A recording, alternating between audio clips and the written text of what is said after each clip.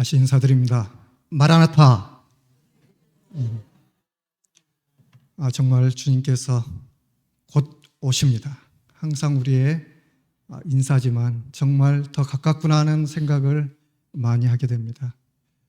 동대구 새빛교회 우리 모든 성도님들 만나 뵙게 되어서 너무나도 반갑습니다. 제가 이 새빛이라는 말을 가만히 생각해 봤는데, 이 빛은 똑같은 빛이지만 시간에 따라서 날이면 날마다 새로운 빛이구나. 하나님의 말씀이 그와 같다는 것을 다시 한번 생각을 하게 됐습니다. 정말 이 동대구 지역뿐만이 아니라 이 대구 전 지역에 있어서, 아니 전 세계적으로 이 동대구 새빛교회의 새 빛이 아주 넘쳐나서 하나님의 영광을 드러낼 수 있는 그러한 교회가 되시기를 간절히 바랍니다. 사실 제가 말씀을 준비하면서 제가 참 고민을 많이 했습니다. 왜냐하면 저는 이 자리에 설 만한 그러한 사람이 아니라는 것을 제 스스로가 너무나도 잘 알고 있기 때문입니다. 그렇지만 한 가지 분명한 것은 하나님께서 하시라고 할 때는 제가 대답할 수 있는 말은 몇 가지입니까?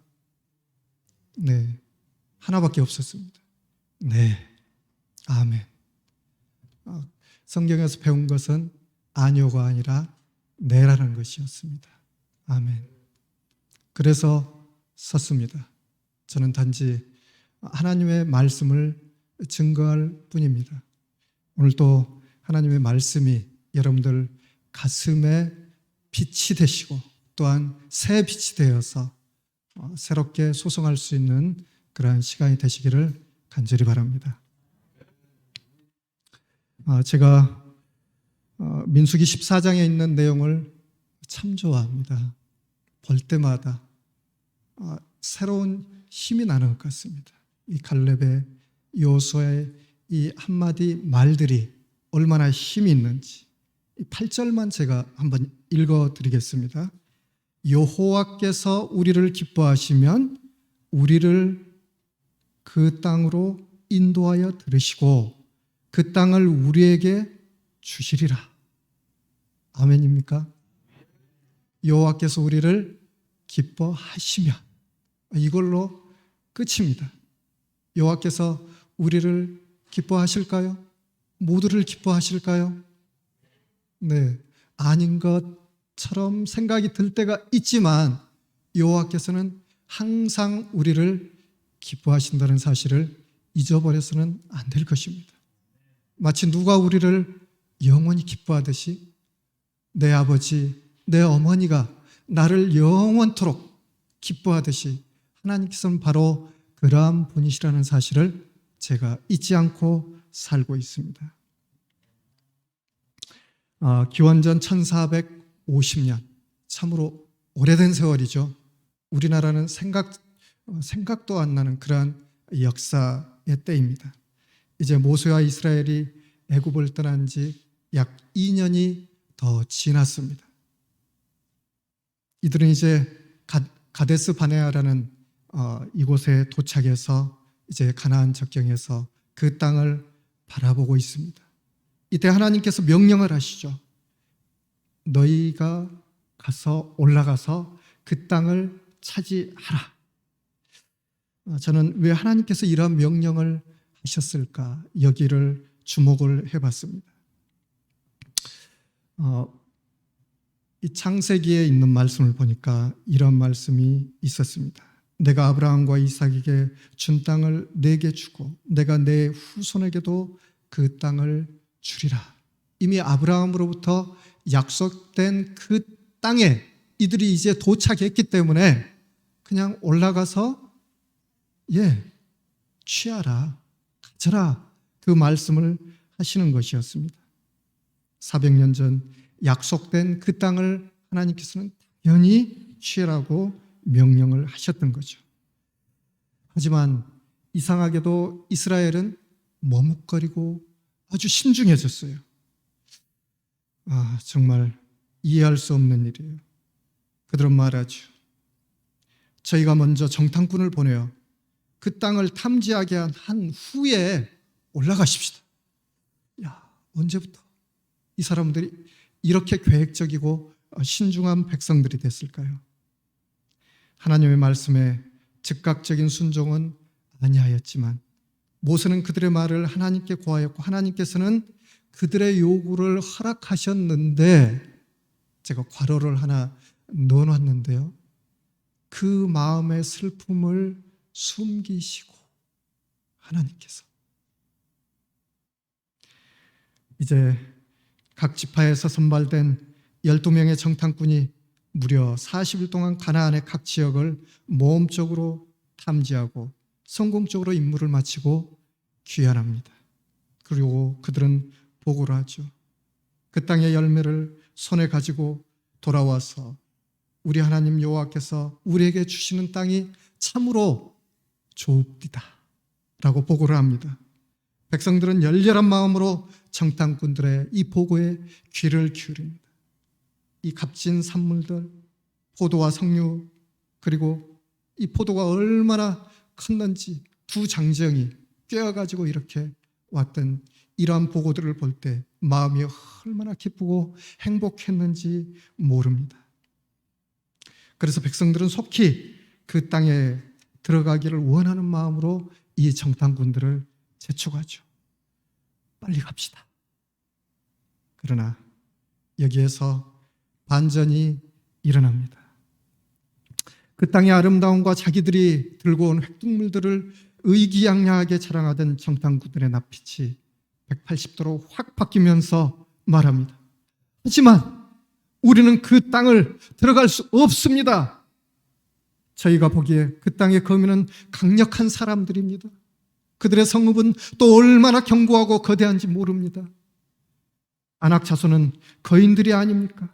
그들이 여기저기 거주하고 있어서 우리는 맞상대가 되지 못한단 말입니다. 그들의 말에 백성들의 분위기가 이제 무섭게 가라앉기 시작합니다. 그러나 그때 갈렙이 나섭니다. 뭐가 문제입니까? 우리는 그들에게 올라가서 취하기만 하면 됩니다. 당장 그들을 치러 올라가십시다.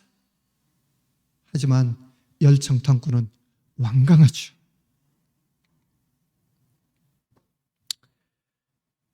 우린 결코 할 수 없단 말입니다. 그들을 이길 수 없단 말이에요. 눈에 보이지 않습니까? 그들이 우리보다 10배는 강하게 보이는데 우리가 어떻게 그들을 맞상대해서 이길 수 있단 말입니까? 그 땅을 보건대 그 땅은 사람을 삼키는 무서운 땅이 아닙니까?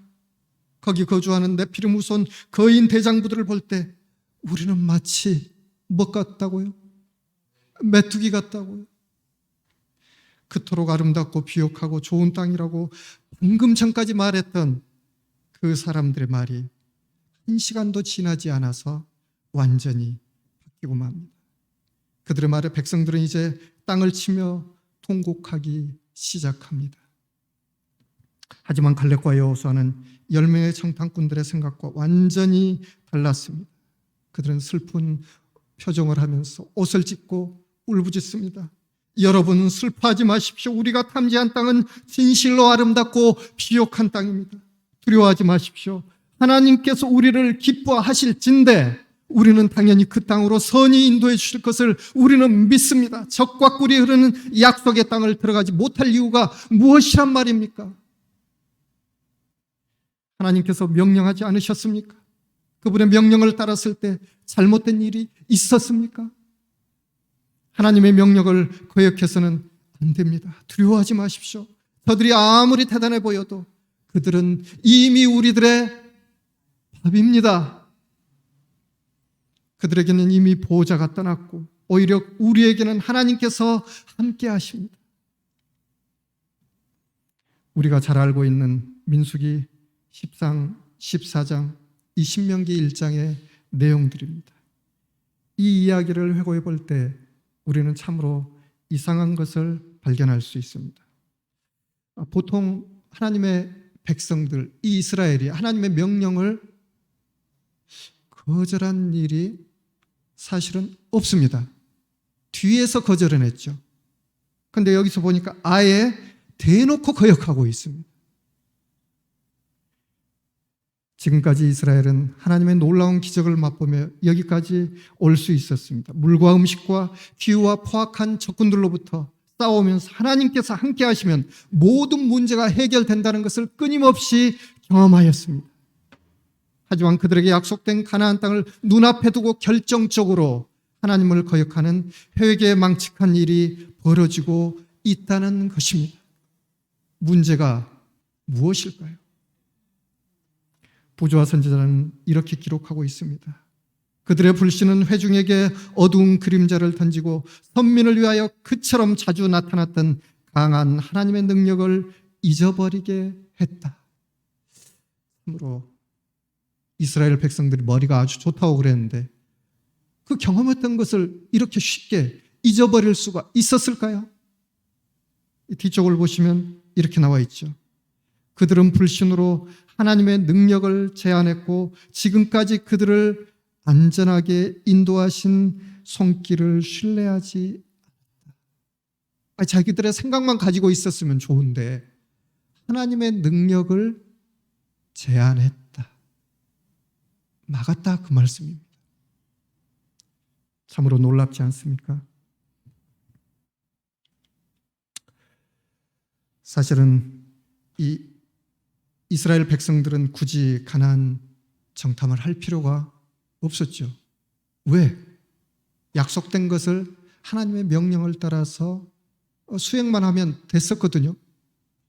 근데 어떻게 이런 꾀가 나와가지고 이렇게 머리 좋은 신중함을 가지고 자기들의 계획을 가지고 뭔가 해보겠다고 했는지 모르겠습니다.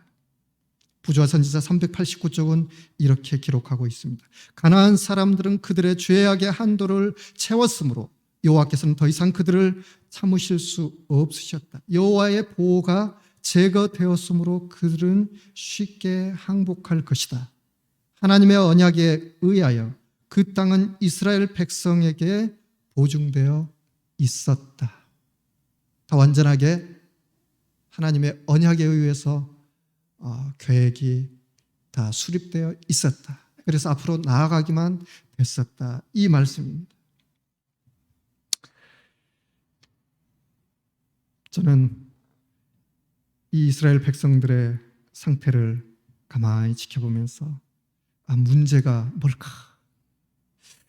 그런데 여기에 이런 말씀이 있습니다. 신명기 1장 26절에 그러나 너희가 올라가기를 원하지 아니하고 개역 개정은 즐겨 아니하고로 나와 있죠. 이 내용을 보니까 원어상으로 호흡을 맞추려 아니하고 기꺼이 호의를 수락하여 즐겨 아니하고 이러한 뜻을 가지고 있습니다. 예를 들어서 임금님께서 여러분 내가 이제 이 동대구 세빛교회에 아주 커다란 상을 줄 테니까 오기만 하십시오 라고 명령을 했는데 아니요 임금님 그런 거 필요 없습니다. 이 얘기하고 똑같은 겁니다.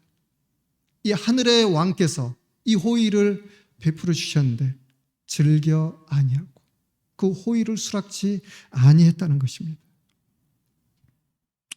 그들은 이 말을 감정적으로 기분 나빠요 이러한 것이 아니고요. 이 원어상의 뜻은 아주 강력한데요. 의지를 발휘해서 아니요 절대로 NO 이 말입니다. 놀랍지 않습니까? 하지만 갈렙과 여호수아는 그들과 달랐습니다. 그들은 하나님께서 그들을 기뻐하신다고 말을 했죠. 하나님께서 즐거워하시고 우리를 받아들이듯이 우리도 그분의 호의를 즐겨 수락하면 된다라는 말입니다. 이 기뻐하면 이 뜻은 히브리어로는 하페츠라고 하는데요. 즐거워하다, 호의를 수락하다. 제가 이 선물을 참 좋아합니다. 선물을 주면 고맙습니다. 감사합니다. 저도 참 선물을 주는 걸 너무 좋아합니다. 그런데 제가 이 동대구 세빛교회 아무런 선물도 들고 오지 못한 것 때문에 제 마음이 너무너무 아팠습니다. 참으로 죄송합니다. 그러나 선물을 준비해서 드리고 싶습니다. 갈렙과 여호수아는 그러한 사람들이었습니다. 하나님께서는 이스라엘을 사랑하시기 때문에 그 사랑을 받아들이고 적극적으로 하나님을 사랑하고 그분의 말씀을 듣기만 하면 된다라는 이것을 이스라엘 백성들은 놓쳤다. 저는 여기서 이 역사를 통해서 교훈을 배웁니다. 오늘 본 말씀에서 통탄할 역사를 바라보면서 우리 눈에 비추이는 장면은 무엇입니까? 여러분들 눈에는 어떠한 것이 보입니까? 거대한 네피림의 후손과 철옹성 같은 산성들입니까? 아니면 갈렙과 여호수아의 당당한 외침입니까? 우리는 즐겨 하나님의 말씀을 순종하는 사람들입니까? 아니면 말뿐인 그리스도인들입니까? 우리는 갈렙과 여호수아의 정신을 즐겨 보고 듣지만 그들의 믿음에 직접적으로 동참하는 일에 대해서는 어떻습니까? 갈렙과 여호수아의 믿음을 사모하는 만큼 오늘날 그 믿음을 발휘할 수 있는 그리스도인들이 되시기를 하나님께서는 바라시고 계십니다. 하나님의 말씀을 순종하는 믿음은 불가능을 가능케 하는 성공의 열쇠임을 기억하셔야 될 겁니다. 이 성공의 열쇠는 역대하 20장 20절에 우리의 능력과 어떠한 재주로 되는 것이 아닙니다. 오직 하나님의 신으로 되는 것입니다. 저는 반내연 목사님의 글을 최근에 다시 한번 읽어봤습니다. 꺼지지 않는 불꽃. 정말 대단한 평신도입니다. 나중에 목사님으로 헌신하셨지만 정말 어려움을 겪을 때 그는 그 어려움에 굴하지 않고 신자들을 모아서 정목리 깊은 산 속에서 그 꺼지지 않는 불꽃을 피우고 나중에는 전국 방방 곳곳을 돌아다니면서 안 된다라고 하는 곳에서 하나님의 놀라운 기적을 나타내는 그 일을 보여주십니다. 제가 재밌는 이야기를 이렇게 보니까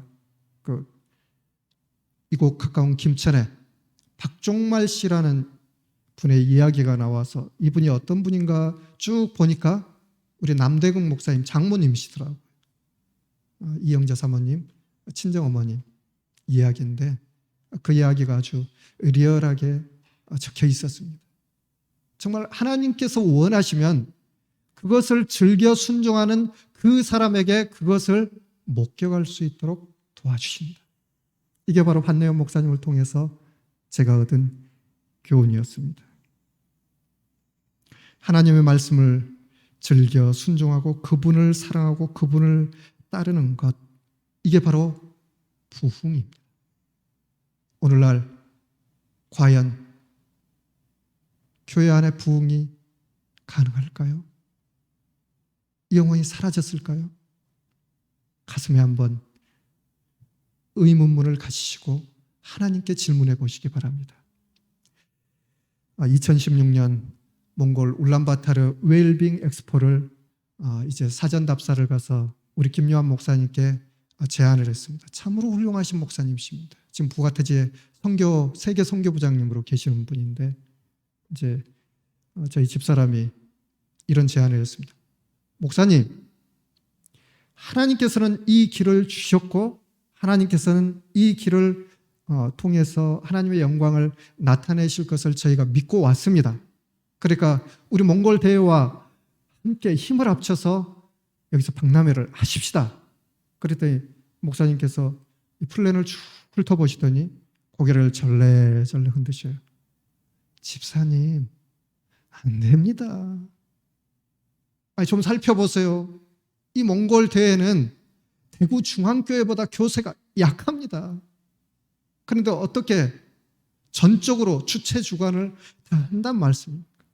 시기상조라는 말씀 아시죠? 그러니까 여기서 더 이상 머뭇거리지 마시고 좀 쉬셨다가 관광도 하시고 그냥 돌아가십시오. 그러나 포기할 수 없었죠.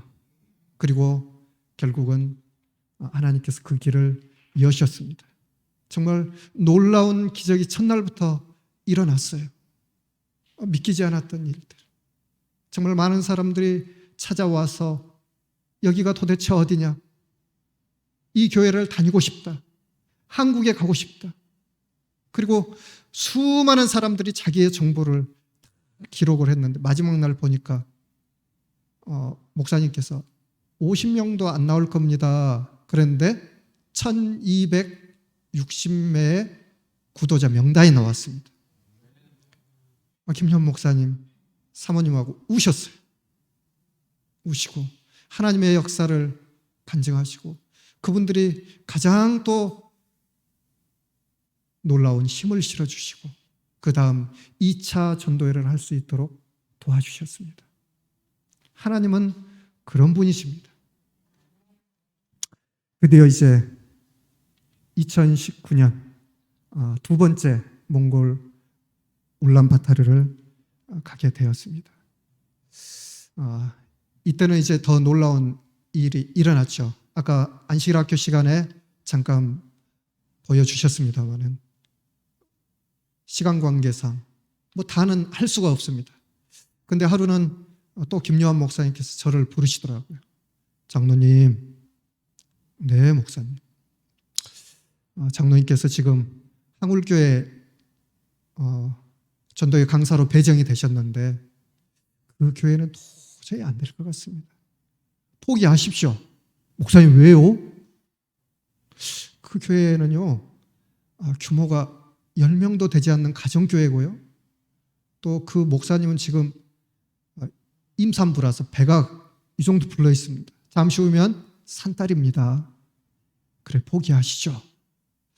저는 이상했습니다. 그래요?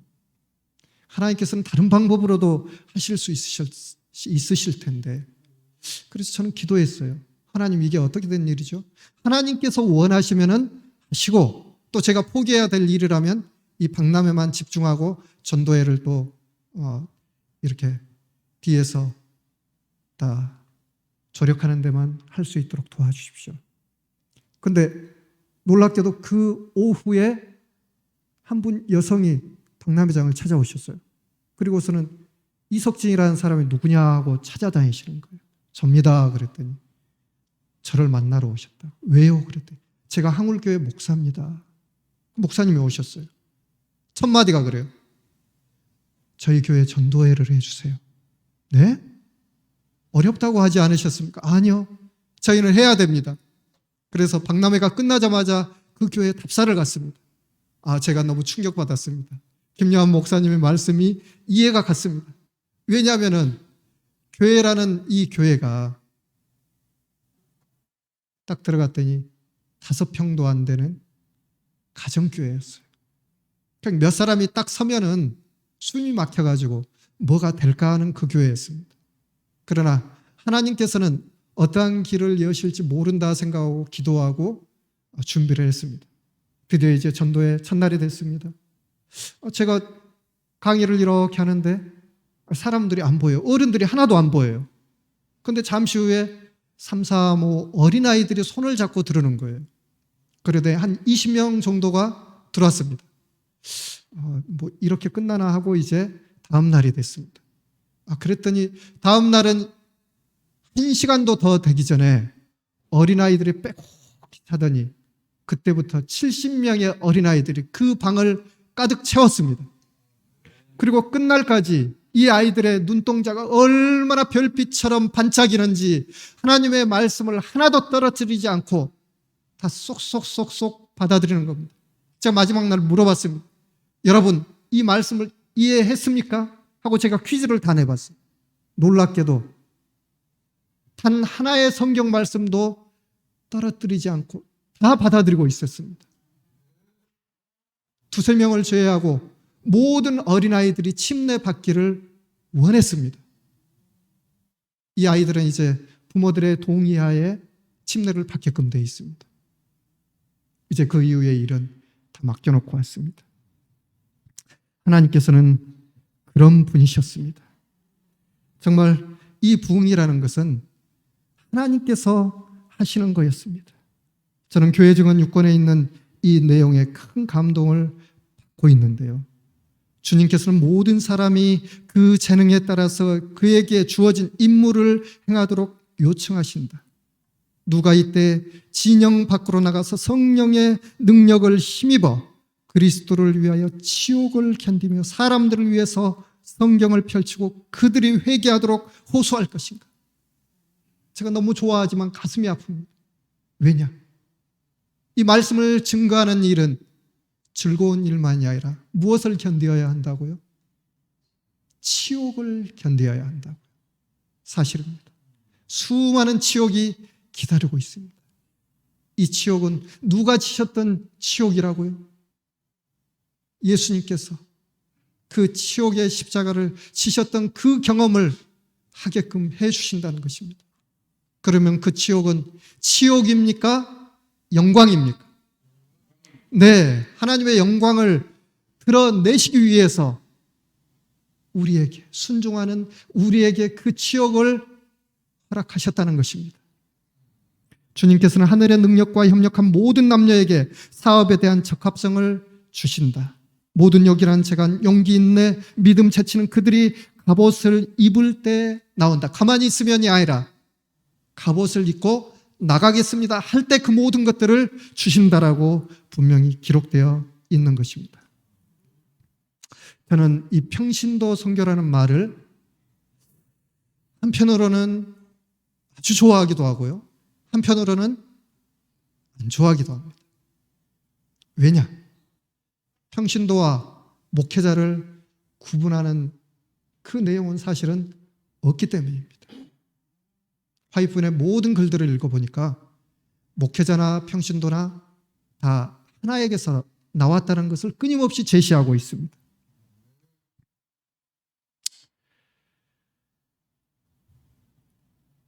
복음계획자의 말씀 나와 있죠. 선한 군대와 악한 군대가 현재 싸우고 있는 이 마지막 쟁투에 있어서 그리스도께서는 목사와 평신도들이 모두 전투에 참여하여 싸워주기를 기대하신다. 우리는 사실 한 가족입니다. 한 뿌리에서 나온 하나의 지체일 뿐입니다. 그렇기 때문에 우리는 하나님의 일을 할 때 나는 안 됩니다, 나는 빼주세요, 이런 말들이 필요하지 않는 것입니다. 예스만 하면 되는 것입니다. 그렇죠? 네. 저는 현재 원주 엑스포교회 개척전도사로 2년 동안을 활동하고 있습니다. 기회가 되시면 꼭 저희 교회도 한번 방문해 주시면 감사하겠습니다. 하지만 저희 교회는 34평 아파트 안에 있는 가정교회입니다. 밖으로 나가기 위해서 지금 샤브레를 만들고 있습니다. 저희 교회는 등록교인 수가 7명에 불과합니다. 실제적으로 출석하고 있는 교인은 4명입니다. 그리고 실제적으로 활동을 하고 있는 교인은 2사람입니다. 저와 제 아내가 활동을 하고 있죠. 하지만 교회 증언에 나와 있는 하나님의 기관을 살리기 위한 단순한 열정으로 저희는 개척교회를 수락했고 하나님의 비전을 성취하기 위해서 순종하는 마음으로 이제 신학도의 길을 걷고 개척자의 길을 걷고 있습니다. 하나님과 그분의 사업을 사랑하는 우리 백성들로 하여금 위태롭게 된 그분의 기관을 돕도록 하라. 하나님께서는 영혼들을 구원하기 위하여 어떤 것이든지 모든 것을 걸고 모험하는 인물들을 사용하실 것이다. 기대하는 만큼 예수님께서는 모험하셨답니다. 저는 이 부분이 참 좋았습니다. 시대의 소망을 읽어보면서 예수님께서 모험을 하셨구나. 때로는 실패도 하셨습니까? 네, 예수님께서 실패를 하셨다는 사실에 주목하셔야 됩니다. 괜찮습니다. 실패도 괜찮습니다. 그러나 우리는 끊임없이 기대하는 만큼 도전하고 모험을 한다면 언젠가는 하나님께서 특별한 방법으로 그러한 모든 것들을 비전을 성취하게끔 해 주실 것입니다. 저도 원주 엑스포 교회를 열심히 하고 있는데 아직 눈에 보이는 것들이 하나도 없습니다. 참 가슴이 아플 때가 많습니다. 한 명이 침례를 받았는데요. 놀랍게도 그 침례를 받은 영혼은 이곳 대구에 있습니다. 이쪽 동촌에 살고 있는 저희 처제입니다. 저희 처제가 달려오더니 하루는 형부, 저도 예수님의 제자가 되고 싶어요. 박람회 선교장에 왔다가 사실은 이제 불교대학원 아주 불자인데 갑자기 마음을 바꿔가지고 침례를 받고 지금 대구에 거주하고 있습니다. 그리고 장로교인 한 분이 이 교회가 너무 좋다고 1년 동안 열심히 다녔더니 이 교회에 출석하겠다고, 이제 교회만 세워주시면 이 교회에 출석하겠습니다. 여기까지 왔습니다. 그러나 아직은 정말 작은 그러한 교회고 뭐가 될까 하는 그러한 교회입니다. 그러나 저는 실망하지 않습니다. 왜냐하면 성경에 있는 수많은 믿음의 투사들이 어떤 놀라운 기적들을 다 이루었던 것들이 아니었더라고요. 그러나 하나님께서는 그들의 삶을 성공적으로 평가해 주셨고 그들이야말로 진정한 부흥을 경험했던 사람들이라고 인증을 해 주셨기 때문입니다. 교회의 부흥은 하나님의 말씀에 대한 순종을 조건으로 합니다. 그분의 말씀의 최후의 결론은 사랑입니다. 하나님에 대한 사랑과 영혼에 대한 사랑. 그러나 이 사랑은 내게 있는 사랑입니까? 내가 가진 사랑입니까? 나에게서 나온 사랑입니까? 아닙니다. 이 선물은 하나님의 사랑, 하나님의 선물일 뿐입니다. 누가는 이렇게 말하죠. 너희가 악할지라도 좋은 것을 자식에게 줄 알거든. 하물며 너희 천부께서 구하는 자에게 성령을 주시지 않겠느냐. 이 성령이야말로 하나님의 가장 큰 선물이요 사랑이라는 사실을 우리는 기억하셔야 될 겁니다. 어떤 사람들은 이제 더 이상 부흥은 없다고 말을 하죠. 누누이 듣습니다. 그러나 역사는 그렇지 않습니다. 가장 어렵고 힘들다고 말하던 그때 하나님께서는 부흥을 가능케 하셨다는 그 사실을 기억한다면 우리는 다시 팔을 걷어붙이고 발을 힘있게 하고 달려갈 수 있을 것입니다. 그러나 눈에 보이지 않더라도 우리의 보상은 외관상 성공에 있는 것이 아니라 우리의 행하여진 정신에 달려있다. 우리 어머니가 저를 참 좋아하시거든요. 저는 돈도 없고 지위도 없고 아무것도 없어요. 그런데 제가 어머니한테 물어봤어요. 어머니, 왜 저를 그렇게 사랑하세요? 그랬더니 네가 나를 사랑하는 그 마음을 안다 그러시더라고요. 마음을 안다. 어떻게 제 마음을 다 아시죠? 저는 불효자인데. 그러나 보이지 않지만 어머니에 대한 그 마음, 때가 되면 효도해야지. 그러나 어머니는 끊임없이 도망가시죠. 하나님에 대한 이 사랑과 충성이 똑같더라고요. 때가 되면 내가 이만큼 해드려야지. 그러나 죽었다 깨나도 그것을 할 수가 없는 것을 저는 발견하게 됩니다. 그래서 부흥을 꿈꾼다면 우리는 예수님의 마음을 아는 것이 중요합니다. 이사야 53장에 있는 말씀을 봐보십시오. 시대요소망 356조. 그가 찔림은 우리의 허물을 인하며 그가 상함은 우리의 죄악을 인하미라. 사람이 한숨 짓고 고통을 느끼고 슬픔을 당하는 것은 무엇이나 다 반드시 하늘아버지의 마음에 파동을 일으키는 것이다. 이 영혼에 대한 갈증과 사랑을 이렇게 표현해 놓으셨습니다. 이러한 마음이 있다면 참된 부흥은 다시 시작될 것입니다. 이제 저는 말씀을 정리하려고 합니다. 오늘날도 교회의 부흥은 여전히 유효하다. 저는 이 말씀을 수없이 강조합니다. 과거에도 그랬고 현재도 그랬고 앞으로도 그럴 것입니다. 교회는 순종이라는 하나님의 단순한 조건 하에서 영생을 받아들일 준비가 되어 있는 신실한 갈렙과 여호수아 같은 사람들이 필요합니다. 그 사람들이 있는 한 교회의 부흥은 영원하다는 것입니다.